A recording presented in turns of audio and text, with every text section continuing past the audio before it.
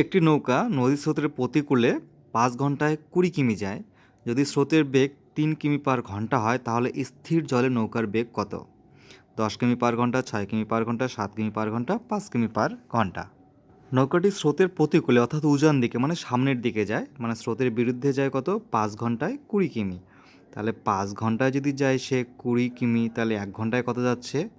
1 ঘন্টায় যাচ্ছে 4 কিমি। 4 কিমি/ঘন্টা।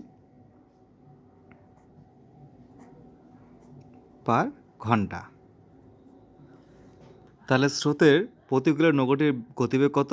4 কিমি/ঘন্টা। আর বলছে স্রোতের বেগ হচ্ছে 3 কিমি/ঘন্টা। এখন স্থির জলের নৌকার গতিবেগ কত? আমরা যদি প্রতিকূলের বেগ কত? প্রতিকূলের বেগ হচ্ছে 4 কিমি/ঘন্টা প্লাস স্রোতের বেগ কত? 3 কিমি/ঘন্টা। এই দুটোকে যদি আমরা যোগ করি তাহলে আমাদের বের হবে স্থির জলের নৌকার বেগ। স্থির জলের নৌকার বেগ হচ্ছে 7 কিমি/আওয়ার, মানে 7 কিমি/ঘন্টা। উত্তর হবে অপশান সি। এখানে কিছুই নেই, শুধু এটাকে ঘন্টায় পরিণত করতে হবে।